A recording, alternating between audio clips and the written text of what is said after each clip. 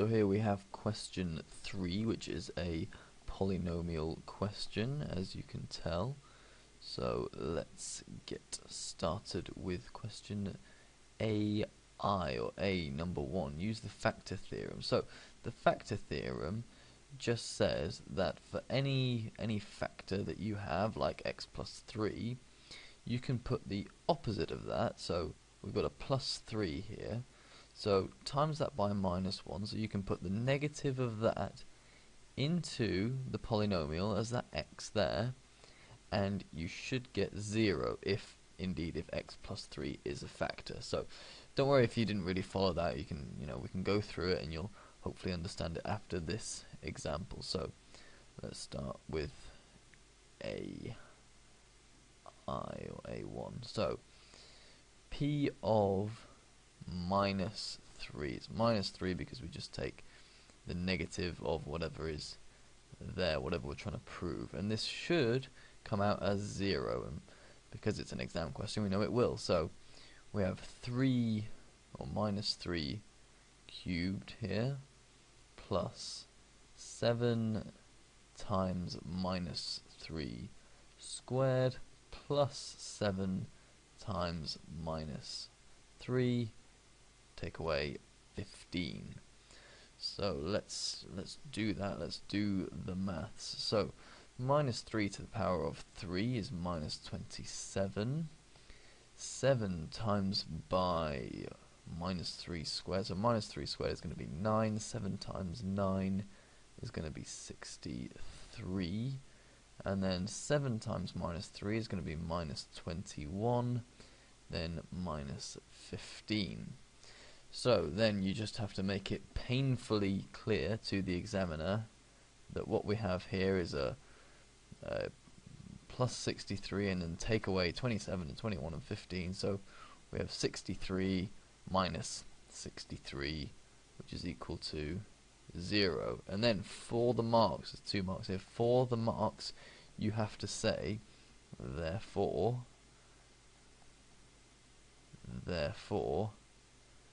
x plus 3 is a factor.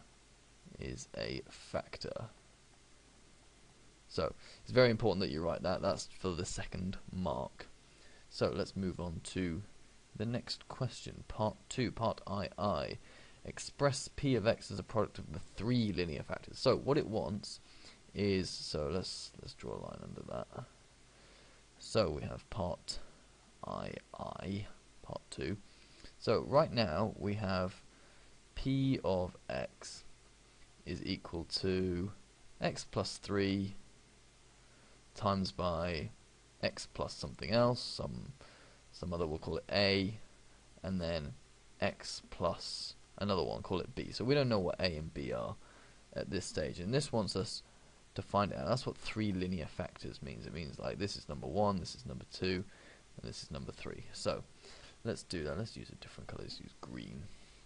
So the way that we can do that is we say, right, we know one of our factors, and we know this long thing here, this long polynomial. So let's do a long division to see if we can find out what the other 2 are. So this is our long division here. So x cubed plus 7x squared plus 7x minus 15. So this is going to be our long division. So let's do this. So what do we have to times x by to get to x cubed? That's x squared. So x squared times by this is going to be x cubed plus 3x squared.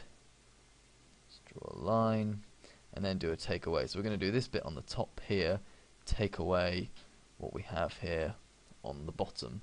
So let's do a new color for that. Let's have blue. So x cubed minus x cubed is going to be 0, and then 7x squared minus 3x squared is going to be 4x squared, and then this just carries down like this, so we get plus 7x minus 15.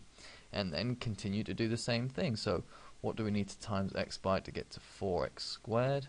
That's going to be plus 4x, and then let's do a new color. So 4x times by this bracket here is going to be 4x squared plus 12x down there.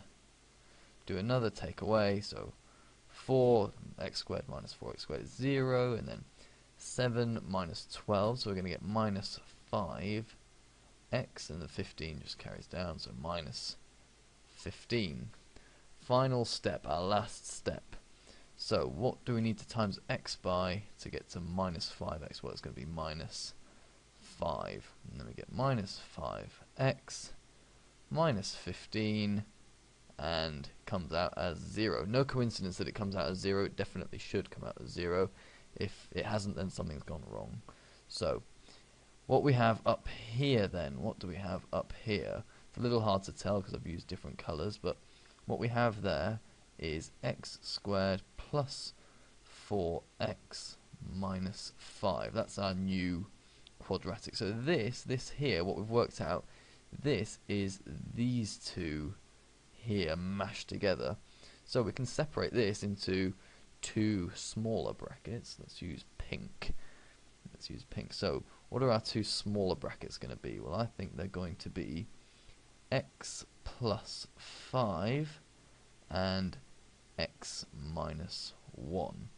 So plus 5 and minus 1 times together to make minus 5, and they add together to make plus 4. So our three linear factors, coming back to the the actual point of this question. So p of x is going to be equal to our original 3 x plus 3,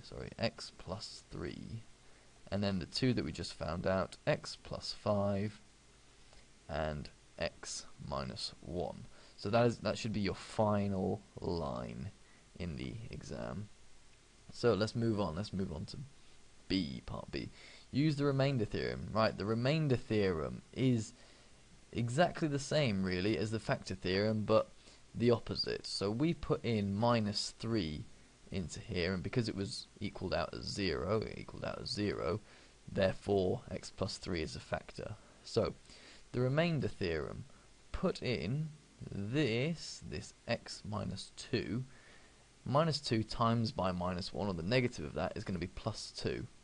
So if we put plus 2 into there, then what we'll get is the remainder when we divide our p of x that we found here.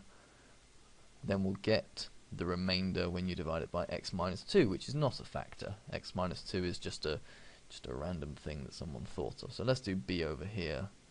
Question B. So p of plus 2, because it's just the negative of that. So p of plus 2 is going to be 2 cubed 8 plus 7 times by 4. 7 times by 4 is 28. And then plus 7 times 2, which is plus 14. Then minus 15. So what is that going to be? Some of you will be quicker at this than me, but 28 plus 8 is going to be 36, and then the overall thing of this is to take away 1, so it's going to be 35. So the remainder when p of x is divided by x minus 2 is 35. So this is the remainder. So let's move on again.